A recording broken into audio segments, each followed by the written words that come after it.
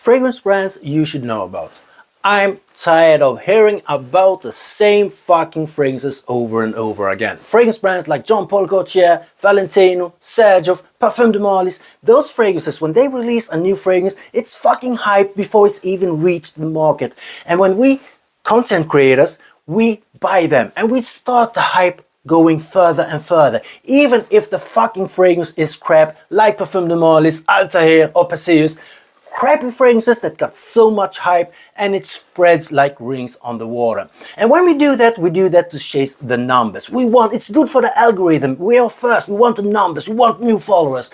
And with that, we tend to forget about the smaller brands with some true hidden gems. And those brands I'm going to present to you today. I'm going to talk a little bit about the fragrances in my collection from those brands. And the first fragrance out is Thomas de Monaco with Grand Bleu. I fell in love with this fragrance instantly because it reminds me of the Swedish nature, the pine trees and the ocean in the background. You can hear the ocean with this fragrance in the background, but the dry dawn comes, you're getting closer and closer to the ocean. Truly a stunning gem, great projection, great performance. Thomas de Monaco's Grand Bleu. Next brand out is Acro or Acro, I don't know how to pronounce it.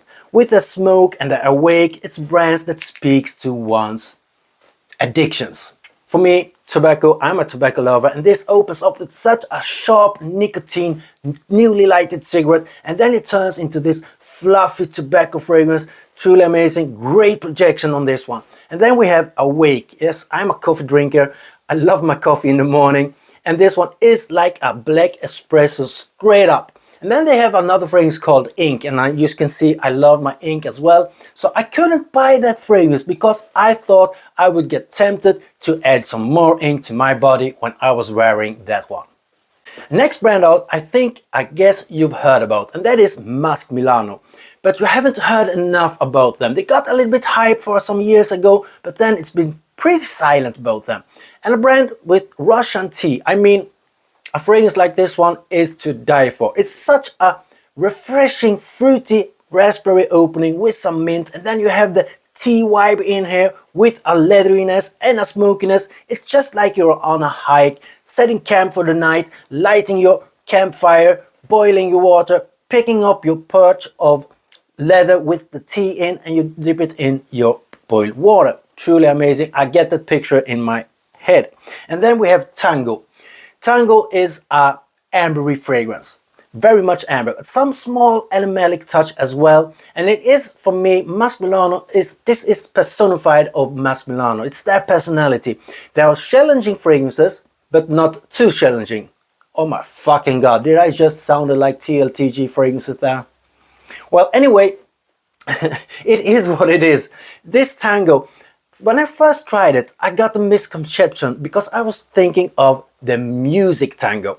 So it didn't make sense for me, this fragrance. But when I thought of the dance tango, that made sense. Because it's passionate, it's playful, it's aggressive. It is a smooth fragrance over the dance floor.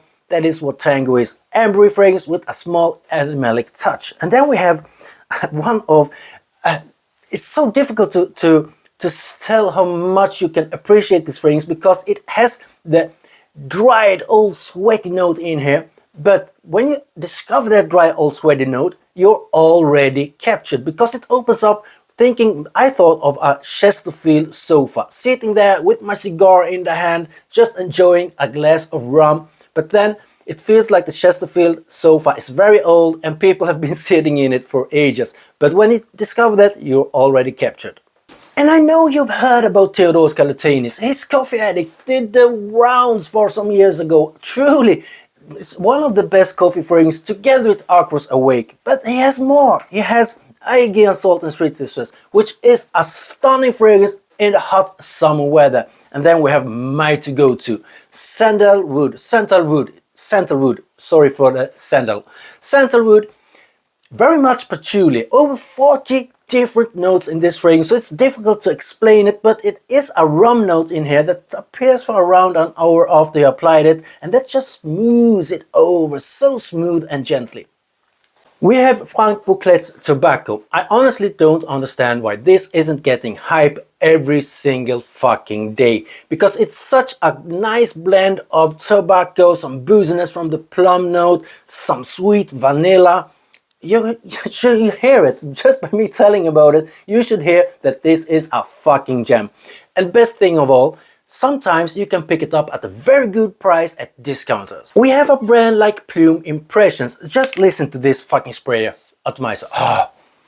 Oh, and this one is a sweet, fruity fragrance with the apricot note, but the apricot note also brings in some freshness, so it's fresh and sweet, and you all know that that is always something very good. Great projection, great longevity.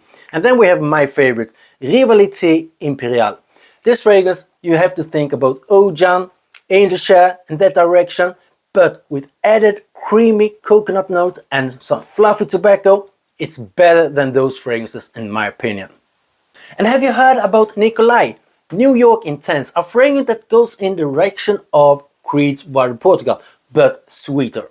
Desire, a brand I recently discovered with Kamikura. I mean, it's pine, it's oud, it's woody, it's some lime in the top here. A fragrance brand from Japan, and with only natural ingredients.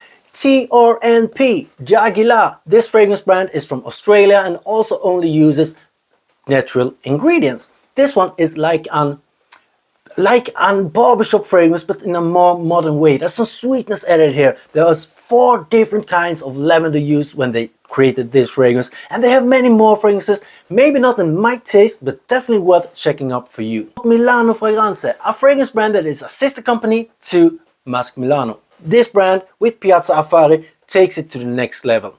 I mean, we all know about the Aventus DNA, we all know about Roger Elysium, we all know about Bleu de Chanel. Well, the thing is, they mixed those 3 fragrances together in this one. Piazza Affari for Milano Fragranze. A Swedish brand I think you need to know more about. Savour. Savour is a Swedish brand from a female perfumer and the owner of the brand. This one, Patio, is like a beautiful summery morning. You're sitting on your patio, enjoying your freshly pressed orange juice, and you get this neroli petitgrain fragrance, and you can see I've used half the bottle, so it has to mean something. Another fragrance brand I do know you've heard about is Essential Parfums with their Bois Imperial. So it's made its noises, but we forget the other fragrances from the brand. And this one, Orange X Santal, I can't explain it how much I enjoy it. I can't explain it how much I fell in love with this one, but the orange, the sandalwood, the cleanliness, the sharpness, truly amazing. And again, I can't believe that I haven't heard more about Orange X Santal. All these fragrance brands I've presented to you today, I think is worth checking out. I think they deserve way more attention than they are getting, because they are better than the fucking Jean Paul Gaultiers, they are better than the Sergios, they are better than the Parfum de Marlis in every fucking single way.